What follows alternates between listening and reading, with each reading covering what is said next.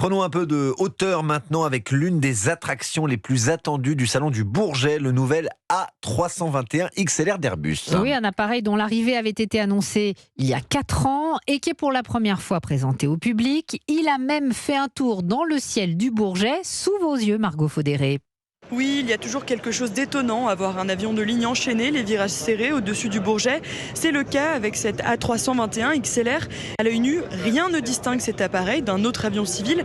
Et pourtant, son autonomie est révolutionnaire, comme l'explique Claude Deboken, responsable marketing pour la famille monocouloir chez Airbus. On a intégré un réservoir central qui accueille jusqu'à 12 900 litres de fuel et qui permet finalement exactement de pouvoir avoir assez de fuel pour pouvoir aller aussi loin que si on a besoin et donc aller jusqu'à 11 heures de vol. La 321 XLR est aussi moins énergivore, moins de carburant, donc un coût d'exploitation plus faible et surtout moins d'émissions de CO2. La 321 XLR en particulier, si on compare à la compétition des avions de génération précédente du type Boeing 757, on est au-delà de 30% de réduction de consommation de carburant par siège et donc d'émissions de CO2. L'appareil devrait être certifié à la fin de l'année pour une mise en service à partir du deuxième trimestre 2024. Margot Faudéré, vous êtes pour Europe 1 au salon du Bourget.